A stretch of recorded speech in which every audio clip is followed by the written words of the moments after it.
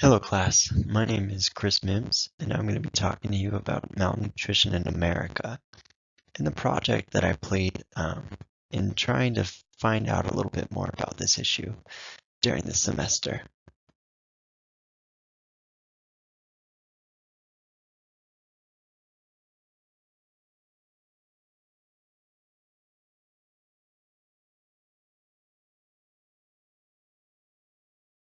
So before I start, I just want to give us some facts as a background to go ahead and move forward with.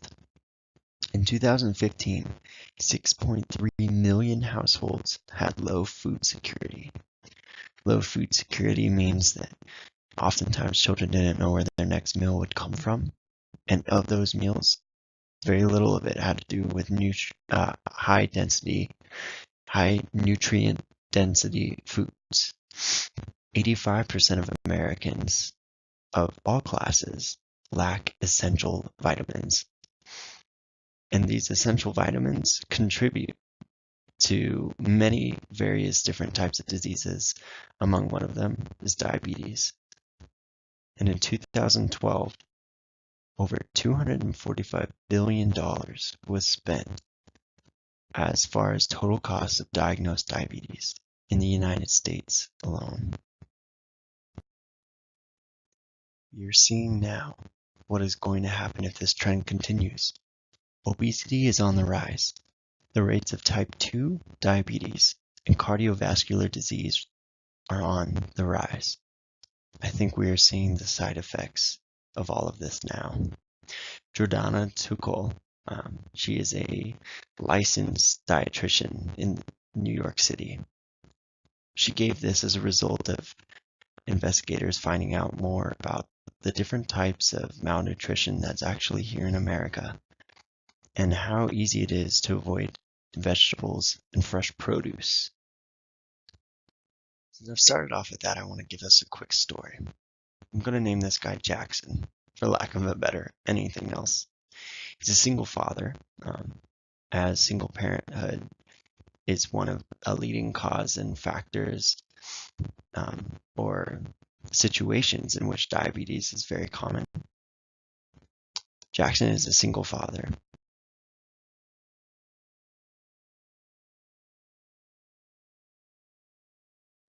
He's raising two children, Jana and Jimmy. He tries his best to make sure that he can take care of them, provide for them, make sure that they have the food that they need while he's able to work at the same time. The cost of healthcare adds up, the cost of foods, cost of living, all these things add.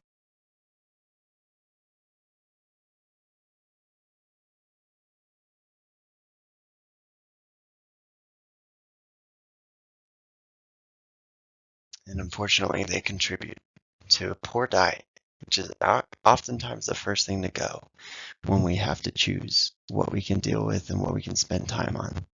This leads to Jackson feeling worse, first about himself, then about his situation.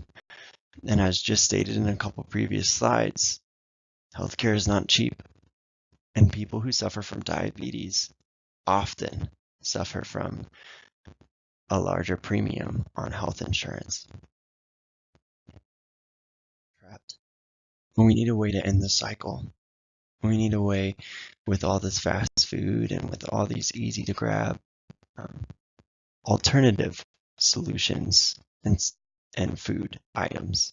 We need a way to be able to eat both healthy and affordable fruits and vegetables.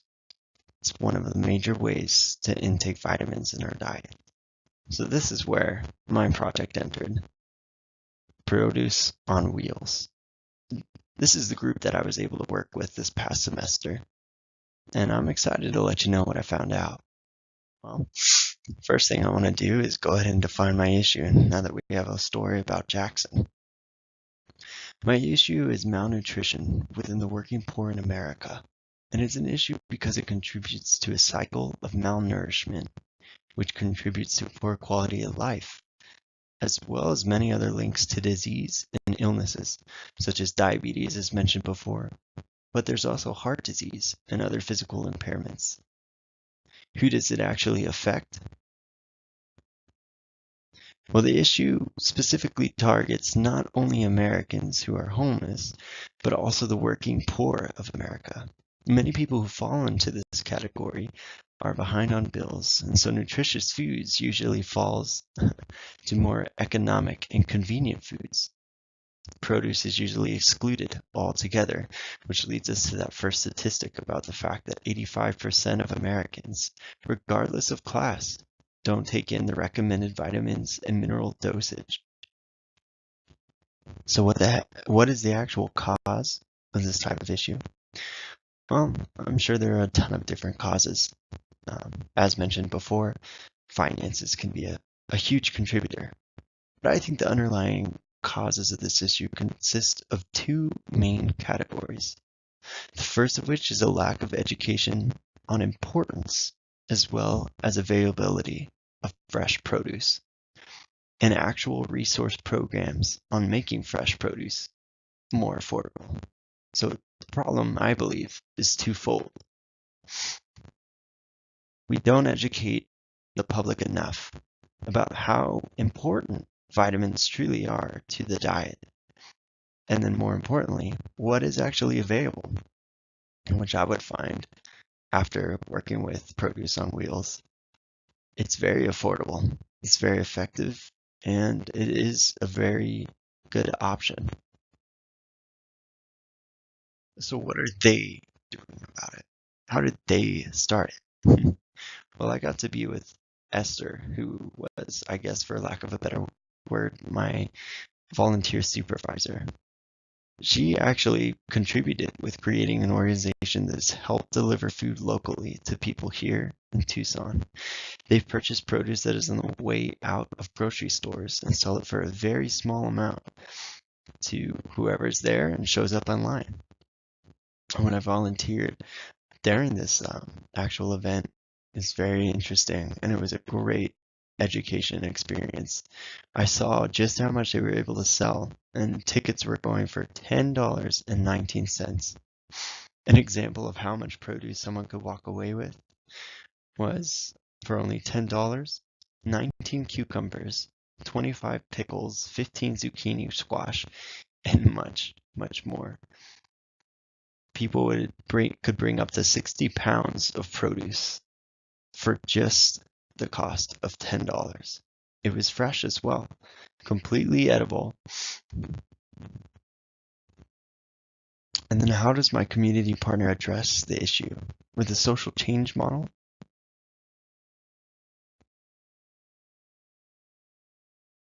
Well, this organization uses a social change model first by establishing a common purpose for the company.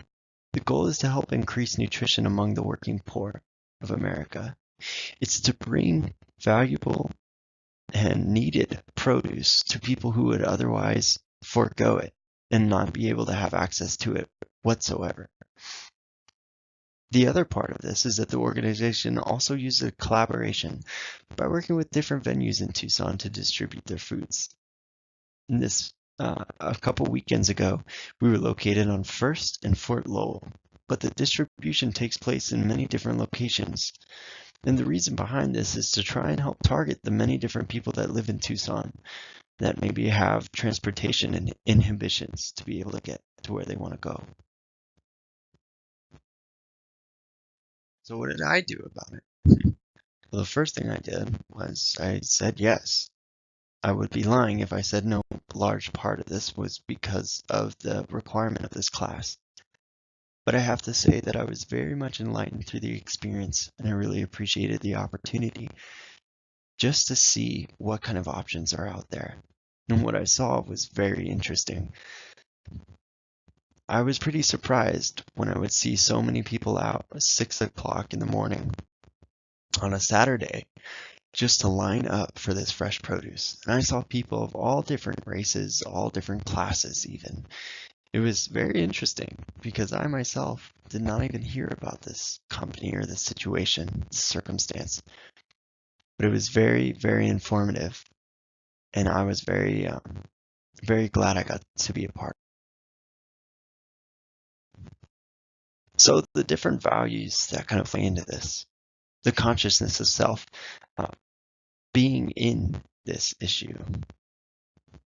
I have a personal story of my wife who's currently being diagnosed and tested for MS.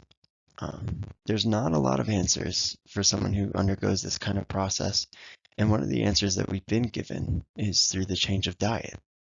It's called for us to go to as much organic as foods as possible and to try and get as many vitamins and minerals from organic vegetables and produce, which is pretty expensive. So you can imagine how I myself was impacted to see just what is out there for people like us. And then the commitment. What will I do in the future to stay informed about this type of issue? What I plan on doing is making sure that I keep Esther's number and calling her up and finding out just where the market's going to be on the next Saturday. But I think moving forward, another thing I want to do is educate as many people as possible about the opportunities that really are out there, because it's very important to be able to have that kind of answer, to have that power, to not have to be like Jackson. So that leads me to what will you do about it? Now, I understand that all of us have different social issues that we're trying to address, different things that strike us that is very important, that we want to change, that we want to see improved or completely renovated altogether. So what is my vision? My vision about this is to educate. I understand that people have their own missions that they want to fulfill, but I would go ahead and put forth to everyone watching this presentation that you should educate whoever you can on the possibilities that are truly out there for people to be able to engage and use and eat fresh fruit and vegetables without having to break the bank. And then where do we go from here? Well, like I said, we all have our different missions that we want to do, that we want to change. And I just submit to you, try and look around wherever you may move, because more than likely there's a produce on wheels nearby.